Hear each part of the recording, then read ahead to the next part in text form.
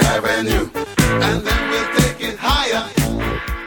Booyah, and it's time for the Game Sports Show, the Twin Sault's only local, regional, and national sports show. It's your host, David McCaig. It is April the 25th, 2019, and we're here live from Northern Superior Brewing Company inside the tap room. And I'm here joined by one of my co-hosts, Justin Hykel. I'm going to bring Justin in just a few moments. We're going to get to the usual introduction portion of the show, as I always say at every introduction. And as I mentioned, here live inside the tap room, enjoying some great beer from Northern Superior Brewing Company. Justin has the Red Maple. I have the Hefeweizen. There's other available beers on tap as well that you can try. Absolutely delicious here at Northern Superior Brewing Company. I want to give a shout out to Scott Neeson, who's going to be our board operator as always tonight. And also I want to thank you to you, the listeners, for joining us here tonight. You're listening to the show on thegamesportshow.com, thegamesportshow.podbean.com, or through our social media outlets, YouTube, Facebook, and or Instagram. If you're on Facebook or Instagram, it's at The Game Sports Show or at The Game Sports Show SSM, and you can hit follow on us to make sure you keep up to date with the Twin Sault's only local, regional, and national sports show. And also keep an eye on many contest giveaways that we will be having throughout. And you can also listen to previous editions of the Game Sports Show on the Podbean page, website, or social media pages. We were at the Wicked Sister on Monday through the Eagle 95.1 station. Myself, Scott, EJ, and Butch. On Tuesday, we canceled our show from Icebreakers due to the Game 7 matchup between the Leafs and Bruins. We'll be planning to be back there next week. Last night's show from Sports Center Bar and Grill. Myself, Jamie Antonello, Matt Primo. We had a special guest, Nick Fowler, come on from the Sabercats. Definitely a great show that you can check out there. But we're very excited to be able to join us here tonight. We have an action-packed show tonight. And one thing that I'm not going to forget to mention, because I got notified that I forgot to mention the agenda yesterday of the show. It was kind of quick. It wasn't clear, so I'll make sure I don't forget to do that today because I'm going to do it right now. Here in part one, we're going to have a quick introduction with a little bit of local hockey news in regards to the Sault Thunderbirds, and then when we move on to part two of the show, it's going to be a part devoted to the Toronto Maple Leafs. Yes, myself and Justin have a good amount of time, let's just say. We have 15, 20, 25, 30. We don't even know. We got basically the green light to just go with it for the second part with the Toronto Maple Leafs, with a lot of news there with the Game 7 loss, Kyle Dubas' press conference today, and yours truly has promised a big rant, and I will definitely give that rant, and I'm sure Justin will follow with a rant, and him and I will go back and forth with discussions about the Toronto Maple Leafs and where everything where we think everything went wrong. Sorry, easy for me to say. And in part three, we're going to be talking about more National Hockey League with the current matches going on, and then round two, one of the matches currently going on in the background here at Northern Superior Brewing Company, Columbus against the Boston Bruins, which could have been the Toronto Maple Leafs, maybe if they had a bit more heart. But we're not going to get to that yet. We're going to save that for part two, and continuing on the part three side of things, after we recap everything on the NHL on the round two side, and a little recap of all the Game 7 surprises and nonsense that went on, we're going to wrap up the show with the 3 up and 3 down in baseball, which will include my little take on Vladimir Guerrero getting the call-up, who will make his debut tomorrow against the Oakland Athletics. Now, Justin, without further ado, I'm going to bring you in, friend. I don't like saying or but I'm pretty speechless. The last time we talked, it was last week, in terms of face-to-face about the Toronto Maple Leafs hopefully going to be closing out Sunday. That didn't happen in Toronto. They ended up going to Boston and ultimately losing Game 7. Our texts have been very quiet the past few days. All the Toronto Maple Leaf fans have been kind of voicing their opinion on TSN and Sportsnet and Instagram outlets. A lot of them have been quiet. The only excitement that's going on in Toronto right now is the Toronto Raptors and potentially Vlad Jr. getting called up, which he did. But my friend, good to see you. Thanks for taking the time. Very excited about our show here tonight with everything we're going to talk about, but especially in part two.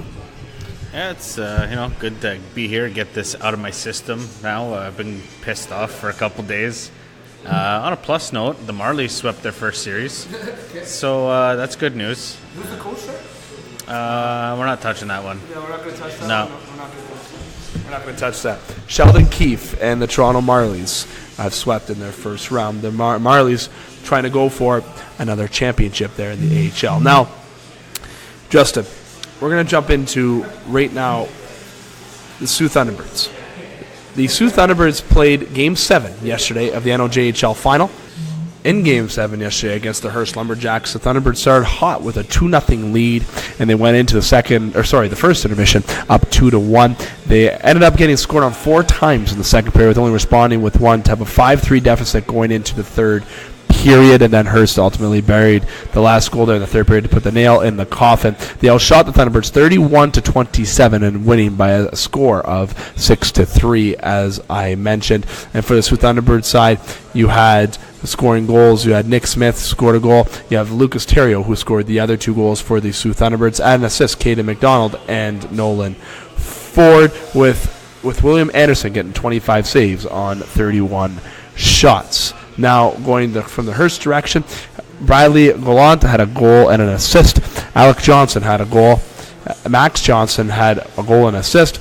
Jake DeZano had 1 goal, no assists. And Christian James McDonald had an assist. And Matthew Erdley had an assist. And Dawson Weddle had a goal in the game as well. Where Nicholas Talarcrio had 24 saves out of 27 shots. Sorry to Nicholas if I butchered his last name there. But Mark Lafleur, head coach and GM of the Hearst Lumberjacks. Assistant coach Marc-Alain Bégin, everyone knows that name, especially if you're my age group, the NOJHL, winning the championship along with assistant coach Jeff Sylvester, trainer Vanessa Baribe, winning the championship there for Hearst. And for the Sault Thunderbirds, congratulations to the Thunderbirds with head coach John Parco, assistant coach Mark DeZano, Zoltan Kovacs, and Joey Miller. Dwayne Jones and Mark Mitchell being a part of the training and equipment staff there for a great season. You ended up winning the NOJHL regular season. You ended up winning your division. You had a great run and a great battle back there in the final. You were down 3-1 and came back to force a Game 7. Tough loss. Hearst is a very good hockey team, very hard-working hockey team, and a well-coached team, much like the Thunderbirds are. But, Justin, just get your little take. They're down 3-1, battled back in the series to force a Game 7 out on home ice. They had a 2-0 lead early into the game, and they couldn't end up closing as Hearst walked with a 6-3 win. But the Thunderbirds should not be hanging their head about this season, and it's definitely, though, a very tough loss. It's definitely a tough loss, and it seemed to be a tough loss to one of their biggest rivals throughout the regular season, and a hell of a playoff matchup. I mean, to battle back from that 3-1 deficit, and even having the 2-0, being up 2-0 in the game, in a heartbreaking loss. But I mean, they had a hell of a season, and it was great getting to know some of the guys throughout the year. And especially in watching the games, having Johnny on the show. I mean, it was a good season. I mean, nothing to hang your head about. It's a tough loss. I mean, you always want to win. Every time you're playing a game, you want to win. But I really think they, as a team, they grew a lot this season, and we'll see what next year has to offer. I mean, it's obviously not going to be the same team, but I don't know. It's a tough way to go out. I'm trying to find some positives, but it's a bummer. It's been a real bummer sports week in general. It has been. The Sault Thunderbirds losing Game 7. Once again, congratulations to Thunderbirds on a great year, and definitely shouldn't hang your head low, but it's definitely tough to lose in the finals. It's definitely been a tough week in hockey, especially locally, especially for a Game Sports Show Mayor's Open fan. As I've touched on multiple shows, we end up losing the finals in the Mayor's. And then if you're a Canadian hockey fan, all the Canadian teams are out of the National Hockey League playoffs. Toronto was the last team to go on Tuesday. Definitely a tough week in sports, especially if you're a Canadian, and especially locally with the Sault Thunderbirds. And then obviously previously to the Thunderbirds with the Hounds going down to Saginaw. It's been a tough couple weeks, I guess you could say, in the world of hockey locally here in Sault Ste. Marie. I like to throw the Mayor's Cup Open team in that realm of local hockey just to make myself feel good. But again, Sault Thunderbirds dropping a 6-3 decision took us against Hearst in the finals of the NOJHL. Good luck to Hearst as they move on into the Dudley Cup and they pursue their goal of trying to make the RBC. And the Thunderbirds, very anxious to see what they're going to be doing in the offseason. Such a proud organization with a great history, a lot of winning in that history with the Sault Thunderbirds. And obviously with John and the staff that they have there, I'm more than confident that they'll ice a very competitive team next season. And they have the right people at the helm, as I mentioned, and I'm sure they'll get the right players at the helm there, and hopefully they get a good amount of returnees as well so they can make a push and a run for another championship for the Thunderbirds. And I will mention, to make the Thunderbirds feel good, never forget this, #TBOT, Thunderbirds on top, if no one knows what that means. Justin, that's been the introduction portion of today's show. A good, easy 10-minute introduction there. We're going to take a break. When we come back, we need to save the time, because we have a little bit of ranting to do about the Toronto Maple Leafs in positive ways, negative ways, our own point of view ways, and everything. Listeners, trust me, you don't want to miss our discussion throughout the entirety of the show, but especially coming up while we talk about the Toronto Maple Leafs dropping Game 7 again to the Boston Bruins. It's Dave McCaig alongside Justin Hykel at Northern Superior Brewing Company inside the tap room.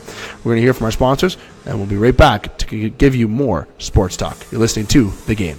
The Game Sports Show is pleased to shout out a partner, additional home, and sponsor to Northern Superior Brewing Company, located on 50 Pym Street in Sault Ste. Marie, Ontario. Northern Superior Brewing Company having a strong presence locally with many beers to offer. With much involvement in the community of Sault Ste. Marie, Northern has a sport and friendly-like atmosphere within its tap room, and during the summer months, it is a must to visit Pier 55 to enjoy some delicious food, amazing view of the water, and view of the Bush Pulling Museum right on the cusp of the Hub Trail, and of course, all of that down with a delicious brew from Northern Superior. Northern Superior Brewing Company. It's a Northern thing. The Game Sports Show would like to thank an additional sponsor and special edition home to the game, Silver Creek Golf Course, located on 104 Bellow Lake Road, Garden River, Ontario. And also shout out thank you to Silver Creek GM Jamie Henderson. Silver Creek Golf Course has many specials to offer for 18 holes, 9 holes, and even Twilight Deal specials. It does not matter what your level of golf game is, it is a must to enjoy the scenic course, memorable experiences that Silver Golf Course offers. Silver Creek also offers a Thursday wing night for you to enjoy food after a stellar time on the course. You can book your tee time by phone or online at golfsilvercreek.com. Silver Creek Golf Course, where all are welcome to play. The Game Sports Show would like to thank an additional sponsor and additional home to the Game Sports Show, Sports Center Bar and Grill. Sports Center Bar and Grill, located on 624 Wellington Street West, Sault Ste. Marie, Ontario. Sports Center rated top sports bar for the second year in a row. At Sports Center, enjoy their famous 75-cent wing night along with delicious Molson products on tap, along with a great atmosphere and other great food options available as well. Sports Center Bar and Grill, the Sioux's best sports bar. Hi, it's Craig Hartsburg, former NHL player and NHL coach. Welcome to the Game Sports Show. Welcome back to the Game Sports Show. It's David McCaig here alongside Justin Hykel live at Northern Superior Brewing Company inside the tap room. And I must say, before we get into part two, going to give a special shout out to Northern Critters in Need, to the dog that I'm fostering, Kendrick. Absolutely amazing dog. He is still available for adoption. You can see ads on Sue Today, on the Game Sports Show social media pages, and through Northern Critters in Needs Facebook page as well, along with many of our friends and followers of the show have shared the post that the show has shared on Facebook. So you can definitely get a lot of information about Kendrick on the social media outlets and just by reaching out to Northern Critters or myself. He is available for adoption, as I mentioned. I am only able to foster him until approximately the 20th to the 24th of May in that realm, as I will be moving out of my current location into a new location, back into my parents' basement for 6 months before I transition into a home. So there'll be a lapse there where I'll be unable to foster him, and if he does not find a foster home or another adopter, there could be a chance that he ends up in a kennel, and it could be even through Pet Pleasures, which isn't a horrible thing, but we definitely know that Kendrick deserves a great life and an opportunity to have a great family, a nice opportunity in life, as to give him the life that he deserves, as he's had a year and a half where he was chained to a deck for the first year and a half of his life, and Northern Critters put a lot of money into training and surgery. He is truly an amazing dog, well trained, and will be your best friend. So I wanted to throw a little bit of sad points out there, what may happen if he doesn't get adopted, but I'm very confident that he will get adopted, so make sure you get your application in to adopt him before he is taken from you, and there's an opportunity for you not to get him. I want you to make sure you come see Kendrick if you like. You can just reach out to me. I will gladly introduce you to Kendrick, as he loves meeting people, and he's also great with kids. Justin, little shout out to Northern Critters there. I wanted to plug in here on part two, as I know we're going to have the additional followers and listeners here on the part two of the show. And I'm going to jump into it right now with the Toronto Maple Leafs. Okay, no holding it back. We have a lot to talk about here, and I'm going to try to keep it as organized as possible. I was told by Scott and by producer Ghost and by other listeners and co-hosts of the show to make sure that I kind of follow a good line and just blabber all over the place, because I know there's a lot on my mind, and everybody knows how I get when things get on my mind. I think I'm 10 times worse than Sid Sixero, is when he rants on Sportsnet. But where do I begin here? I'm going to start with the Toronto Maple Leafs first off in this first round. Okay. They had a 3-2 series lead. They went back to Toronto. They had 2 penalty calls against them that Boston responded on, and that's where Toronto folded up like a bunch of lawn chairs. Okay, that is where Toronto folded. They showed the lack of heart. The effort throughout the entirety of the game was not evident until the final 4 minutes. Again, well, a little bit in that third period, they put some good pressure on, but it wasn't evident until the last 5-6 minutes of the game.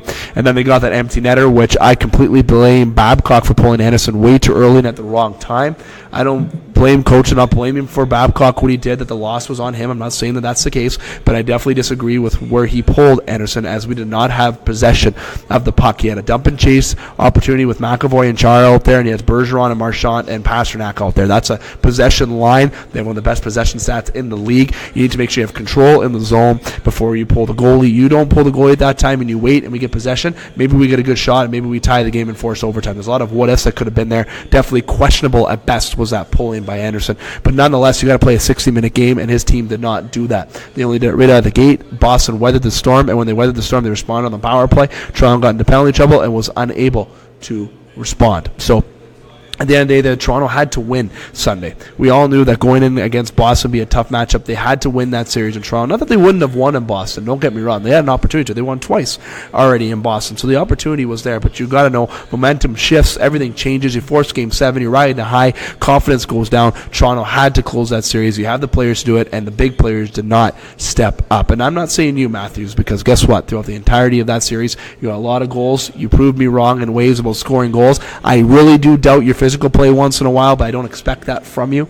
But I do expect when the playoffs are on the line, you're grinding hard in the corners, and you want more than 5 or 6 goals. You want to get 7, 8, 9, or 10 goals. So now that I've moved on from Sunday's game, I'm going to transition into Game 7. And before I even jump to Game 7, I'll say that throughout the series, Toronto did provide us a lot of entertainment. One big thing that really screwed us over was Zaitsev and Kadri getting suspended. I'll say right now, again, for the second straight year, him getting a suspension, what a fucking bonehead move. I'm sorry. I think that's a bonehead move he did on Dubas. I know what Dubas did to Marleau and also to him with his knee on knee was not code. But again, you're in the playoffs. They wanted to get under your skin, and they did. Okay, and when he got under your skin, they got rid of a player that was a big key contributor into that penalty kill and a big side defensive game, and also could score goals, Kadri. That's 2 playoff series you've got suspended from. That's just absolutely, that's unheard of. There's no reason for you to be doing that. So I'm going to say to you right now, going into the Game 7, as I mentioned, Toronto getting down early on the defensive giveaway in the zone by Dermott and Gardiner. Yes, I'm not going to rame Gardiner here, Dermott. I understand that there is a point that I got to relax on Gardiner, and I'm not going to jump into this. If you go back and watch the video, like watch the replay of that, one of the Boston guys calls for the puck. And I'm not sure if Gardiner thought it was Dermott or not, but if you watch the video, you can hear someone call for the puck, and he dumps it back. I'm not defending him. I don't know. I feel like Rosen should have been in the lineup over him with the injury, but that's leadership outweighs skill, I guess, at that point. I don't know. But yeah, no, I let you go on your rant again there. I just wanted to touch in on that one. See, Gardiner right now dropped the puck back. Okay, and sure, called it or not in the National Hockey League, I depend on you to be a professional. I have that happen in Men's League 247. I haven't made that mistake once in the last 5 years, and I play Men's League hockey. So I got to say right now, good point, though. Gardiner may have been thinking, I'm not sure. This is 2 straight Game 7s where he's been on the ice for a good chunk of Boston's goals, and he wasn't evident or a key contributor at all. He was the reason why a lot of goals were caused. Now, Anderson, though, was not sharp on one of those goals by Nordstrom. Is one they should have hugged the post quicker, but again, that has to get out of the zone. Again, okay, I mean, if you want to say that's on Anderson, but a fart couldn't have gone through there, so that's a fluky playoff goal, just like the one off Hainsey's shin. It's the fucking playoffs, man. Shit like that happens. That's what makes hockey fun. I mean, maybe I'm like one of the Leafs fans that's taking this a lot lighter than everyone else, but there was a lot of improvement throughout the season. I have some serious beef with the way special teams were managed through the playoffs, but I also have my own theory on lackluster special teams. Aside from Kadri being out, Hyman having a torn ACL and taking faceoffs against Bergeron. Look back on that and look how many faceoffs Zach Hyman lost to Bergeron and were goals right after. Because they were the 2 most deflating goals in the 2 most important games of the series. Again, just tossing that one out there. But, I don't know. I really think what I'm saying is Gardiner did not show up to play, okay? And I have chirped Gardiner to no end. And Dermott was a big surprise on his lackluster play. Maybe him and Gardiner don't have that chemistry. I'm not sure. Muzzin was a force in the series. I'm a big fan of what Muzzin did that series. Morgan Riley is always a hard competitor, working hard at all times. Zaitsev, don't even get me started about Zaitsev Gardiner right now, okay, because everyone knows that Gardiner is a big reason why a couple of those goals were caused. Again, it's a team thing, a team game, and Zaitsev has a hard time getting the puck out. I don't see any heart or determination in Zaitsev. Lou Lamoriello really stuck it up our ass when they signed him to a 7-year, $4.5 million deal. Now, Dubas, I'm hoping you can move that contract. Again, I'm not going to waste energy on Jake Gardiner because the goals were caused by poor defensive play. And again, it gets down there because they're not able to get the puck out. They're throwing it up the middle. Again, Game 7 effort is what I'm rewinding here to, was lackluster at best. They were not. They came out firing again in the first 5 minutes, and a.k.a. Mitch Marner came out firing, is who fucking came out firing in that first period in the Game 7. But other than that, I didn't see many other guys besides Jake Muzzin and Connor Brown. There's guys that did step up. Out of the gate, Mitch Marner was firing. He wanted to be there. Nylander is where I'm jumping into my next point. Okay, the guy held out all year to get signed. When he did get signed, he was invisible until the last 2 weeks of the season, where he was probably one of the best players for 2 weeks. Then he goes in the playoffs. He shifts from wing to center because of Kadri's bonehead move. And Nylander is absolutely soft. He is so flippin' soft. I'll try to limit down the swears. He is so soft. He does not go in the corner. There's no effort. There's no want of the puck. He's just out there for a men's league skate is what Nylander is out there for. Okay, and Boston Bruins are not a better team than Toronto. I'm sorry. Defensively, sure, there could be, but offensively, Toronto has that upper hand. I don't care what anybody says. And in net, they're equal, if not better, Toronto, because Anderson's an absolute stud. Rask is on the other side of his career. Evidently, Boston is better than Toronto right now. You can't argue that. You can't dispute it because they just played 7 games to decide who is better and who is moving on. It is what it is. I get your points, but obviously the Leafs aren't a complete team yet. They don't look at the rest of the league right now, and I don't know that they would have matched up as well with everyone else as you think they have. Like I said on the way, like we've talked about this over and over again, but there's something to be said for teams that get up early in the standings in the season and just kind of coast the rest of the year. The Leafs and the Winnipeg Jets had the exact same season from February on. They did nothing. The team was flat. They had kind of injuries, but they didn't really do anything to bolster the lineup to try to get better. They just coasted out the season. Like, the month of March, the Leafs almost fell out of the 3rd spot. They were almost a wild card team. You know, like this magical, issue that the Leafs are having didn't just appear when the playoffs started. And kind of like, I don't know. One of the things I took from Dubas' presser today is his ideal vision of the team was the way the team played in Game 5. That's the way he thought the team was going to play the entire playoffs. And so, I mean, what the general manager wants of the roster and the coach is achievable. But, to touch on a Brian Burke point, Toronto's the only city in the world where you can sign one of the best free agents available, finish 3rd in the East, make the playoffs, lose to a team that's better than you, unlike every other team in the playoffs who lost to an underdog, and they still want to burn the city down. Are there issues? Yes. Are there gigantic cracks in the foundation? No. I thought it was a positive season. I thought the playoffs were a solid stepping point. And to be completely honest, how many times did Washington not make it out of the first round before they went on to do things? How many times did the San Jose Sharks not make it out of the first round before they went to the Cup final? Like, the NHL playoffs it's not scripted. It's not the WWE where you have a good season and because you're in first place, you're supposed to walk through all the way. Like, look at Vegas last year. Who the fuck thought that was going to happen? Like, sports are a fantastic thing because anything can happen.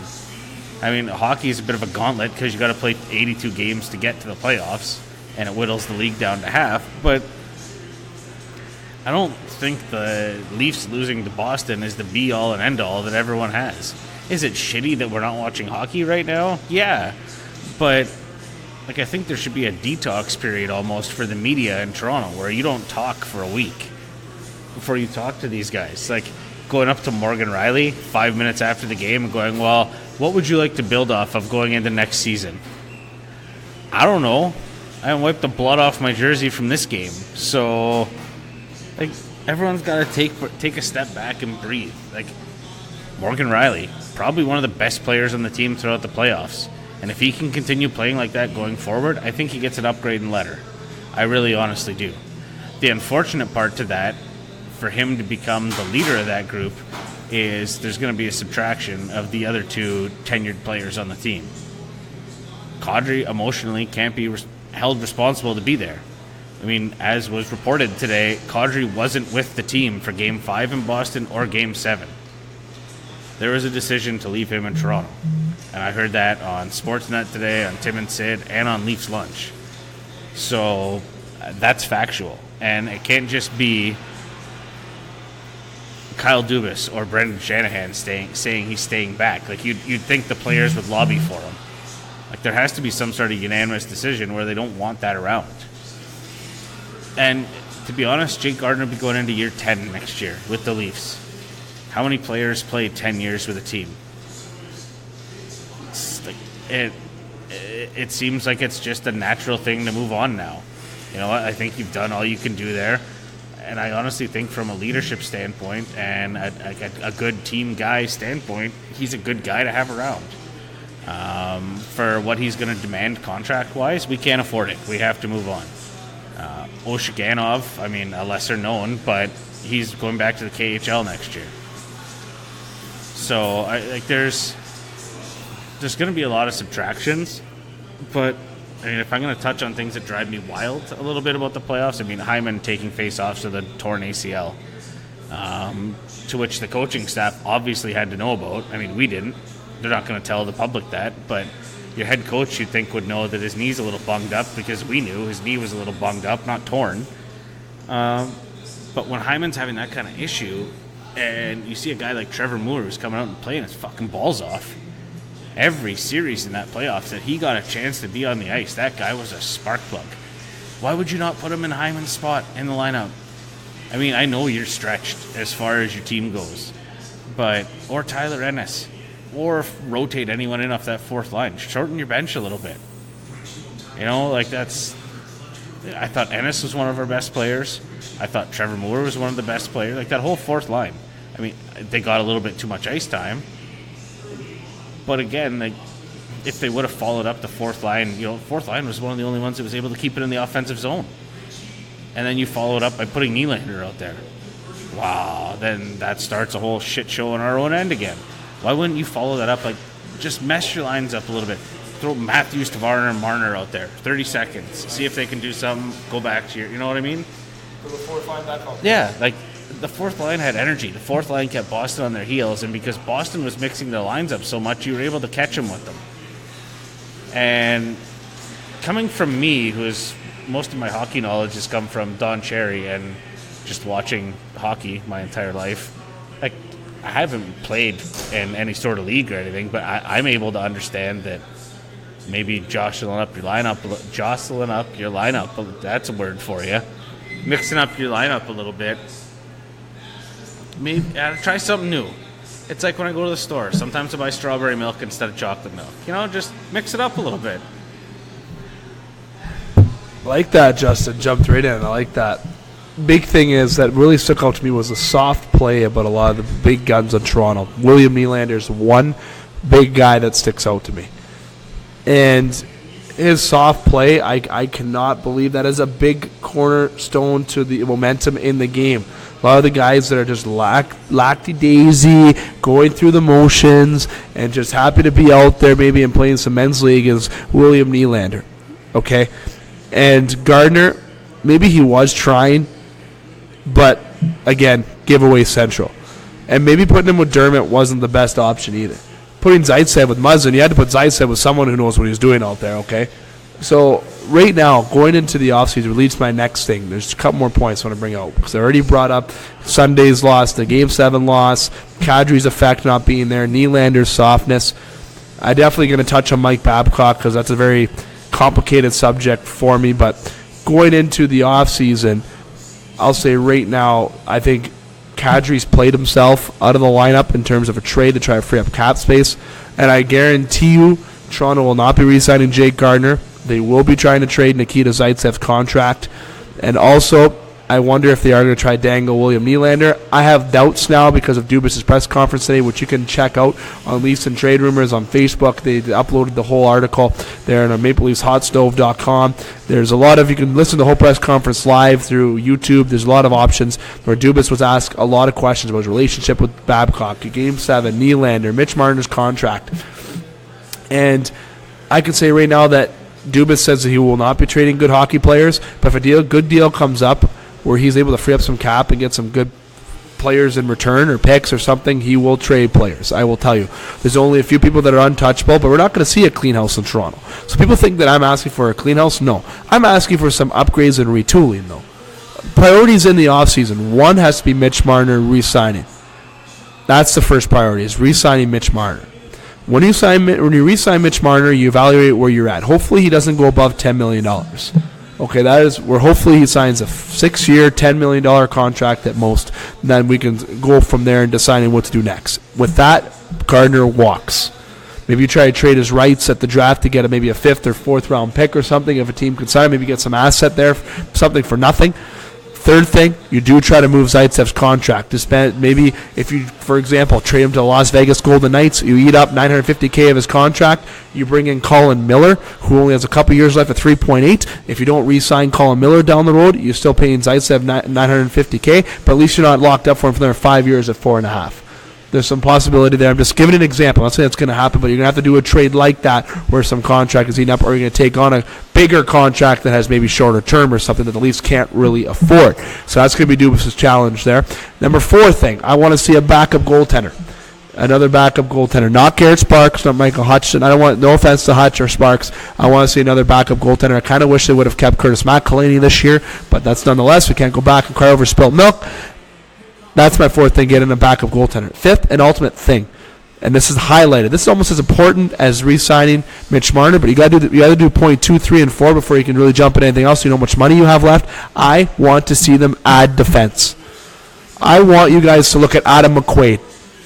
I want you to look at getting that third guy who's going to shut down and block shots. Very affordable contract, potentially. Giving you an example. Good third pairing guy, and also sign a second pairing guy. You can probably do both of that for less than $6 million.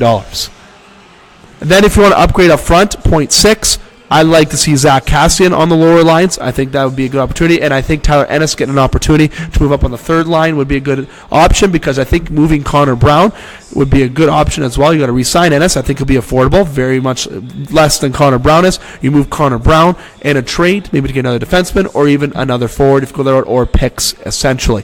But again, I've also heard rumors about Connor Brown being linked to Arizona for Lawson Crouse. So there's a lot of different things out there that Toronto can really explore to really solidify this third and fourth line there, to give them that depth, that sandpaper, and also a little bit of that two-way scoring touch. But improving that D-core is going to be big. Okay, that's the offseason. The reason why I didn't jump into Mike Babcock first before the offseason was pretty fucking simple, because I've been reading things online.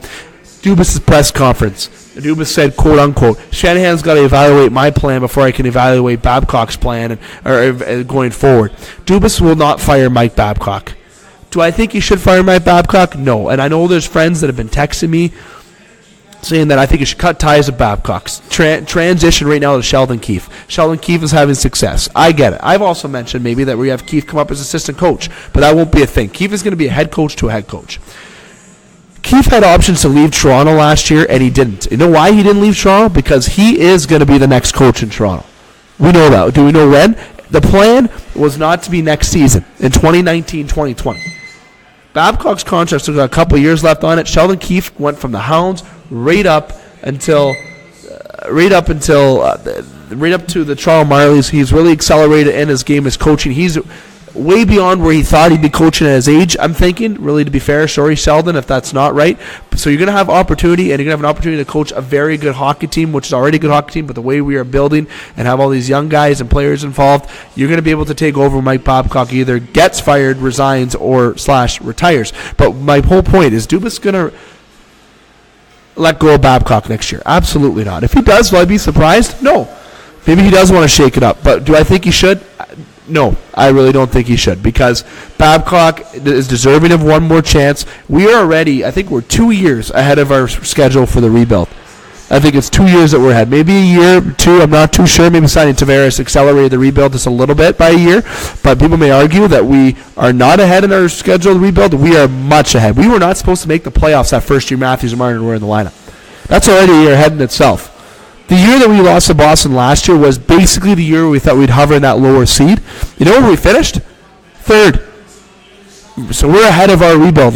This year was the year that people thought we'd be competing 2nd, 3rd place and making motions in the Eastern Conference.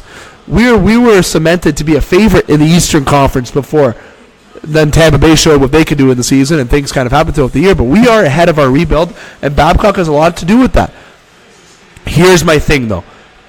Do not fire Babcock yet. Give him one more year. Next year, if we get eliminated in the first round or things don't go our way, heck, even if we don't get past the second round next year, maybe you can move Babcock from that point and bring in Sheldon after next year. That's my plan. But Dubas has to also work, which could be 0.7 of my offseason thing, to make sure Sheldon Keefe remains loyal to the organization. Now, Babcock, though, on the other side of things, a lot of decisions in this series. Babs, you did not play Matthews right. You didn't play certain players right. You got out-coached by Bruce Cassidy, by the Boston Bruins. Special teams, a lot of face-offs, a lot of things that you were deciding on who to put on the ice was not good calls. The things that you let on, am I a coach in the NHL? No. Am I sitting here pretending I know what I'm talking about? Sure, but hey, I got a sports show, so I got to talk about what I want here. I'm going to say that Babcock made a lot of foolish and stupid decisions with who he put on the ice in certain points of the game, and also keep playing those guys. He kept playing Gardiner in Germany. He kept playing Nylander. He kept playing those guys. He never gave Matthews more minutes. I wanted Matthews to have more minutes. I don't care. I want Matthews on the PK. I don't give a shit. Keep him in the game. He's still on the bench. You get cold. A lot of this thing with Babcock's having certain players do certain things, no. That's where I like Tortorella's outlook, where if you're a good player, you're going to fucking play no matter the situation. And I like that kind of mindset. And I hope Mike Babcock's really think going forward that, hey, look, I'm Mike Babcock. I've won a gold medal. I've been here. I've been successful with the Wings. I've been successful with the Ducks. I know what I'm doing, and hopefully he gets that confidence back as a coach, because I don't think he's really that confident as a coach right now. He's putting guys out there that he thinks are doing good, and he's not reacting in game situations. I'm not sure if he's smoking weed in between the intermissions. I'm not saying that he is, but I'm telling you right now that a lot of his decisions were very questionable, which led to a lot of goals, as Justin said, which could have ultimately changed the outcome of the series. Kapanen, Johnson, Matthews should have had more minutes. Tavares put a fire under his ass, which kind of did in Game 7. He had some good points there. Mitch Marner was your leader that whole series. And a lot of players are backing up Patrick Marleau, which transitions me into the next point and final point of my rant. I want them to see a leader into next year, because the leader that everyone says is in the locker room right now was Patrick Marleau. That's what everyone said was the true leader in that locker room. Leaders in Game 7 step up. Marleau, I'm not sure what was said behind the bench, but a lot of the guys weren't responding. That's where you look at a lot of your leadership on the bench, which didn't get a lot of responses. Obviously, Nylander didn't focus on what Babcock wanted to do or any of his teammates were buying into. A lot of issues there internally with the team that need to be kind of adjusted, and I really think that some changes are going to be made this year. Not all the drastic things that people are going to think happen. Babcock's not getting fired. They're not trading 6 different guys. If they do, that's absolutely absurd. But I would be very surprised if Babcock was let go. I would even be surprised if Kadri was a Leaf next year. Gardiner and Zaitsev also would be surprised if they returned. Nylander also won't go anywhere, unfortunately. I'm being realist, but I think they should explore trades, but I don't think that's going to happen. And the last point, as I said, Connor Brown, I don't think will be back, but he also had a very good Game 7. The Leafs need to focus on getting Mitch Marner, and your whole performance in Game 7 to end this kind of rant was an absolute joke. I didn't like your performances. I think you guys didn't want to win. And you know what? I've had enough. I had a point that I was going to say, and yes, I told my girlfriend I was going to say this point. The Maple Leafs have not. My ex. Sorry, let me rephrase this. My ex-girlfriends have been more faithful to me than the Toronto Maple Leafs. It feels like, and that's very harsh to say. And everyone knows how my ex-girlfriends were to me. So I'm saying that right on radio right now. I don't give a shit. I'm saying I'm done being heartbroken. I'm done with all these what ifs and what could have happened every year in and year out. To shut up and fucking win. Starts from the coaching, starts from the management, and right down to the players. I want to see heart from everyone's end, and I want to see the right team get put on that ice next year and actually bounce back. If I got to sit here next year and see another elimination in the first round by the Boston Bruins or the second round, whatever that may be next year, I literally will throw my laptop, I'll break everything in my house, and I'll probably give up on the Toronto Maple Leafs in sports. That's the point that I'm at, and that's where a lot of fans are at. It's our time to win, and we have the right people to do it, so let's go ahead and fucking do it. Justin, any final words? I mean, I don't know. You're pretty heated there. You feel better? You look exhausted. I don't know. I'd taken this like a stepping stone. You have to. Was my points right? Did anything against any of my points? Not really. I mean, it's going to be what it's going to be. I think Kadri's gone. I honestly do. I don't. I think not traveling with the team for some of the most important games of the series is a pretty telling thing, that he's not going to be there. I am a firm believer that Mark Hunter is going to be the GM in Edmonton, and DJ Smith is going to be the coach. So that's probably going to alleviate some of our penalty kill issues, or was the cause of some of our penalty kill issues going through the playoffs because this guy's taking another job. Yeah. So I could see Connor Brown going that way. I could see there be a bit of a pipeline open there, so to say, for trades, which makes your Zach Kassian thing interesting. I love Zach. But I don't know. I'm still at that I don't know stage. I think Gardiner's gone. I mean, everyone knows how much I've stood up for him, but I just think it's a time now where... Am I right, though? Was he not brutal? I don't think he was as brutal as you're saying he was, because I watched the same games. Is he going to go to Boston next year? I wonder if he's going to sign in Boston. No, I honestly think he'll probably be in Minnesota. Yeah. Again, he's been on the Leafs for 10 years. He was on Anaheim before that. He's not a young guy. And going into the summer, looking at back surgery. I mean, I threw out my back shoveling the driveway, and I couldn't move for 3 weeks. This guy is playing in the NHL. So, but I think the depth and D on the Marlies is outstanding. And if you've watched the Marlies throughout the playoffs so far, the D has been their strong point. I mean, Legeron's been unreal. Mac Hollowell and Rasmus Sandin have both been unbelievable. So I think the future is positive as far as our defense goes. I mean, the offense is here now. Defense takes a lot longer to develop, and I've been saying that for ages. Defense in the NHL is like offensive linemen in the NHL or the NFL. They just take longer to develop quality players. Is it frustrating right now in the now? Yeah, but imagine what our team is going to look like when you have 3 defensive pairings and every pairing has a solid puck-moving defenseman who's defensively responsible. I thought Matthews' game, two-way game, specifically his defensive game throughout the playoffs, had grossly improved over last year. I thought Marner's ability to kind of throw his body on the line throughout those games was a big step over last year. Like, again, Ovechkin didn't win his first cup until he was 31. I know you're not willing to wait that long, but the NHL is a hard place to win games. Especially when you're the Toronto Maple Leafs, when you've got a target on your back. You line up against the Bruins every time, like, those fans have to be getting in people's heads. Like Anderson's head at the end of that game, come on. With the team folding like a shitty chair in front of you, like, the guy's that's got to break you down a little bit when you've stood on your fucking head the entire series. You have 2 fluke goals that go in, and that decides it, essentially. I don't... Like I said, if I want to assign blame, it's on special teams. Special teams and roster management, which doesn't go to the coaching staff in that second topic. I mean, there were some depth issues where they were trying to backfill from injuries. Maybe they called up too many players from the Marlies early in the season because they had no call-ups left at the end of the year. And maybe that was a mismanagement of roster. Those are facts. But, I don't want to steal your transition point, but I think we got a couple other series that we still got to talk about here. And we will do that definitely in part 3. I got a couple interesting points that I wanted to mention. I said Gardiner and Zaitsev out. I said the potential of Colin Miller coming into Toronto by trade, but I don't want to jump there. The one player that sticks out to me, two players that stick out to me in free agency, Tyler Myers and Adam McQuaid. Adam McQuaid has 7-point season, 50 games. He will be Ron Hainsey's 3 and had 23 points in 31 more games. He rounded out that with McQuaid. He's close. McQuaid will be approximately $2.5 million, I believe, to get signed.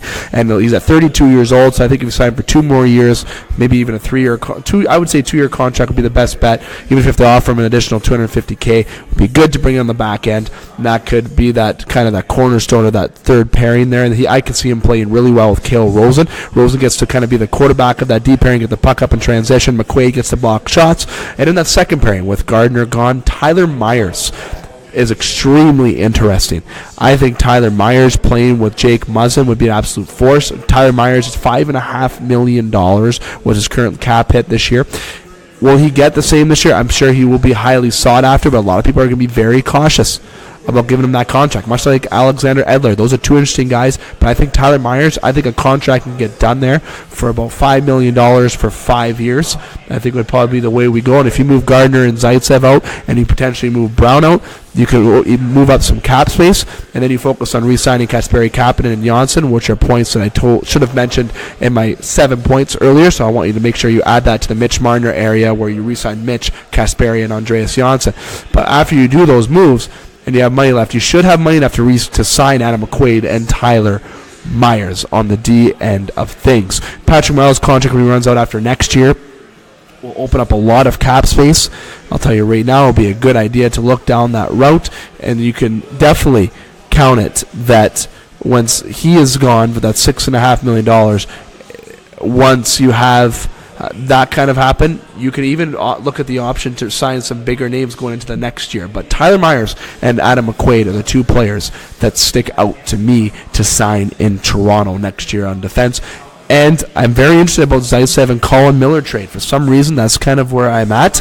I really think that Dubas would like to have Colin Miller. Colin Miller's had a decent, not as good as a year in Vegas. But if he does get traded, okay, then you do sign Myers and McQuaid. You got a decor there that is pretty stacked with Rosen and Riley there and Muzzin. Those are your 6Ds, and I like that. Oshiganov gone, Zaitsev gone, Gardner gone, and Hainsey gone. You revamp that whole decor, and it'd be a very stud decor at that, may I add. And you got some good veteran presence out there, and I've just always been a fan of Tyler Myers as well. So Tyler Myers and Adam McQuaid, two players I'm saying to stick out with in the free agency that Toronto may consider targeting. Now, Justin, I didn't get to say everything that I wanted to say.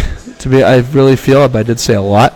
But you and I are going to take a quick break. When we come back, we got about 10 to 12 minutes left on the show to talk about some Game 7s that happened between Vegas and the Sharks, Carolina, Washington. And we also get a chance to talk about the second round with the previews, as we currently have Columbus and Boston on in the background here from Northern Superior Brewing Company inside the tap room. Dave McCaig alongside Justin Hykel here inside the tap room. We're going to hear from our sponsors. When we come back, we've got some more sports talk coming your way. Don't go anywhere. The Game Sports Show is pleased to shout out a partner, additional home, and sponsor to Northern Superior Brewing Company, located on 50 Pym Street in Sault Ste. Marie, Ontario. Northern Superior Brewing Company having a strong presence locally with many beers to offer. With much involvement in the community of Sault Ste. Marie, Northern has a sport and friendly-like atmosphere within its tap room, and during the summer months, it is a must to visit Pier 55 to enjoy some delicious food, amazing view of the water, and view of the Bush Pulling Museum, right on the cusp of the Hub Trail, and of course, all of that down with a delicious brew from Northern Superior. Northern Superior Brewing Company. It's a northern thing. The Wicked Sister, Sioux, Michigan. Check TripAdvisor. Ranked right towards the top. Awarded the Certificate of Excellence, as well as voted #1 pub in the UP. The Wicked Sister has managed to create a casual menu that offers unique, creative, and sometimes healthy offerings that rivals menu selections of any big city. Burgers and starters, snacks and shareables, soups and salads, sandwiches and tapas. On Ashman Street, Sioux, Michigan. Welcome to the Wicked Sister, where you'll be treated like family, whether you like it or not. The Game Sports Show would like to thank a list of additional sponsors. North Shore Sports and Auto, new location located on 647 McDonald Avenue, Sault Ste. Marie. A family-owned and operated business with doing business in Sault Ste. Marie for over 10 years. Loads of products available for your enjoyment for all seasons. North Shore Sports and Auto, we understand the importance of quality service and products, and we work hard to ensure that all customers have a positive experience before and after each and every sale. North Shore Sports and Auto, meeting all of your new and pre-owned equipment needs. Special thanks to Salon. The Salon, located on 589 2nd Line East, Sault Ste. Marie, Ontario. Owned and operated by Mike Cuglietta. Book your appointment today at 705-941-9191 or via online at https://thesalonsioux.as.me-. The Salon, making the Sioux beautiful, one haircut at a time. As well as a shout out to the Superior Pro Shop. The Superior Pro Shop, located inside the Community First Credit Union Superior Arena on 285 Northern Avenue East, Sault Ste. Marie, Ontario. Owned and operated by Jeremy Paquin and ran by Larry Monroe. Superior Pro Shop, for over 40 years, meet all of your skate sharpening, skate repair, and hockey needs. Also to Discover the Canvas. Discover the Canvas, located on 317 Wellington Street West, Sault Ste. Marie, Ontario. A beautiful, new renovated building owned and operated by expert artist and Sioux native Katrina Thibodeau. Katrina taking her talents of the ink in Sault Ste. Marie and truly creating the best and most realistic art locally. Call Katrina today at 705-450-8099 or email her at discoverthecanvas@gmail.com to book your tattoo or consultation today. Hi, I'm Brendan Brooks, professional hockey player. You're listening to the Game Sports Show. Welcome back to the Game Sports Show, the Twin Sault's only local, regional, and national sports show. Dave McCaig here alongside Justin Hykel, where we just had a good little rant for about 35 minutes about the Toronto Maple Leafs. That was the time, and Bruce Goes and Scott Nason let us go there for a little bit. Now, Justin, we got some more series to talk about. Two things we're going to talk about first: Vegas, San Jose, Carolina, Washington. I'll go to you. Talk about those two games before you come back to me, then we'll transition to round two that's currently happening in the NHL. I mean, I was kind of bummed to see Vegas lose there, but after that Game 6, I kind of knew it was over for Vegas. That was kind of crummy the way it ended with the blown call there. It shouldn't have been a 5-minute. Yeah, the NHL should apologize. Yeah, but again, in the same token there, Vegas shouldn't give up that many goals on a penalty kill. I mean, it is what it is. The goal in the game before, I thought Gerard Gallant had probably the best explanation for it when a reporter tried to give him the gears about how Fleury was playing. And he said the Fleury played outstanding. You teach your defenseman to play the puck or play the stick, and that's all Theodore was doing. He was playing the stick, and the puck went off his own stick, deflected, went in the net. Like, it's playoff hockey. Bad beats happen all over the place. It's kind of fascinating to see Joe Thornton's beard go on. It was nice to see Mark Stone and Erik Karlsson in the handshake line there. That seemed like it was a pretty emotional meeting of the minds going on there. But the Carolina, I mean, just to jump over to that, the Carolina-Washington series, I mean, that was crazy. I'll be honest and say that I fell asleep at the end of the first overtime last night, so I did not see the game-winning goal. But for Carolina to claw back into that one, and even Ovechkin's antics in Game 6, where he was applauding the refs for giving him penalties, got him a game misconduct. I think that was maybe a turning point for the season. I mean, Rod Brind'Amour seemed to be able to use anything to get that team going at almost any point in the game. So I think Carolina is going to be a tricky team going forward. I don't know about the Sharks. We got to give them some credit, I guess. They came back against Vegas. I mean, and won 3 straight games. With overtime involved. I think there was 10 games in the first round series, on all the first round series that were decided in overtime. Last year in the entire playoffs, there was only 10 overtime games. So, I mean, it's been pretty competitive hockey across the board, even given the quick few other series, the Columbus sweeping Tampa, Pittsburgh going in 4, Colorado rickrolling Calgary. So we'll see how the hot teams seem to be going all right tonight. I mean, Boston's up over Columbus right now. But Torts said, when he coached in Tampa and they won the Cup, his teams had some long breaks. And he liked it. Liked the way his team played, and we'll see how it shakes out. The second round of the National Hockey League playoffs, you have the New York Islanders against the Carolina Hurricanes, which if you would have told me at the beginning of the year, I would have said you're crazy. Columbus, Boston, as Justin's alluded to. San Jose will be playing in the second round against the Colorado Avalanche, which is a very interesting matchup in my opinion. Very young, fast Avalanche team. And the Blues and Dallas Stars, two hot teams. Okay, and I'll tell you right now that the game between the Blues and Stars tonight is underway at 9:30. Boston, as Justin said, is underway right now. 1-0 Boston halfway through the second period currently while we're recording here from Northern Superior Brewing Company. Tomorrow, Carolina and the Islanders get underway, and the Avalanche and Sharks get underway. The final 8, the Elite 8 left in the National Hockey League is very interesting, very surprising. I think the only team that maybe not be a surprise is the San Jose Sharks, and some might say the Boston Bruins may not be a surprise, but to some people that maybe actually is a surprise. Honestly, my honest opinion is the winner of the series between the Boston Bruins and the Columbus Blue Jackets, I think, is the team that's going to go to the Stanley Cup Finals.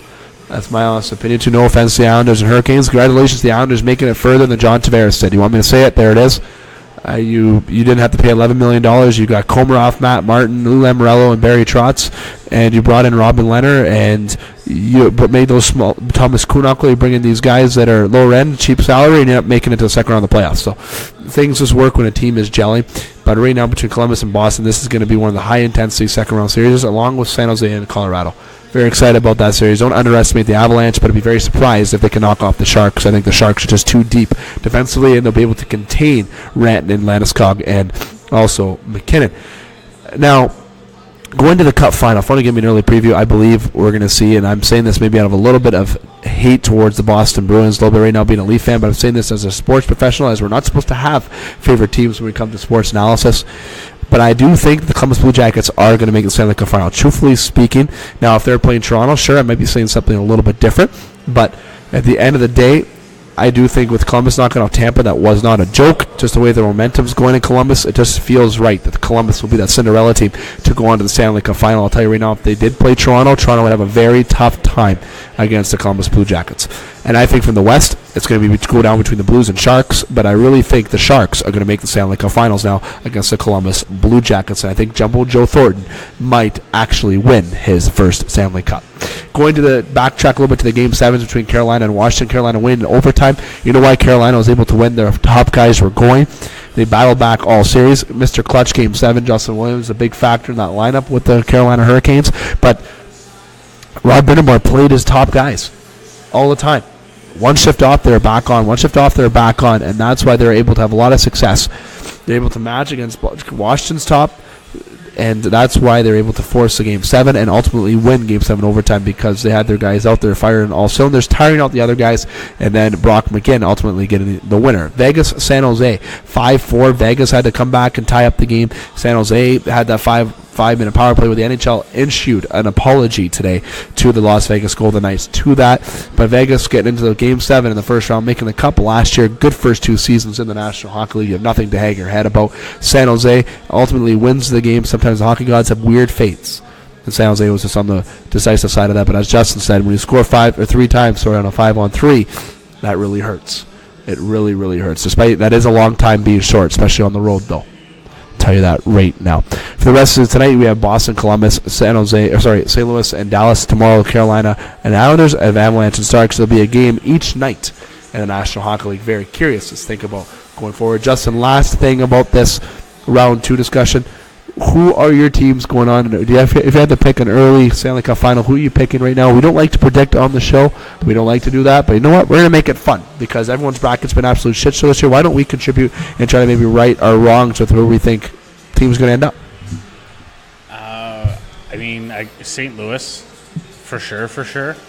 As far as the East goes, it's kind of a toss-up. St. Louis making the final? Yeah. I do. The way St. Louis played against Winnipeg, they were on another level. Or Winnipeg was that bad. I don't know. But from the East, I'm going to say Columbus. Like I said, Columbus has been, but Carolina's a tricky choice too. Because both those teams have been playing playoff hockey since March. They had to survive to make the playoffs, and here they are still surviving. So that's a dangerous thing. Ask Tampa.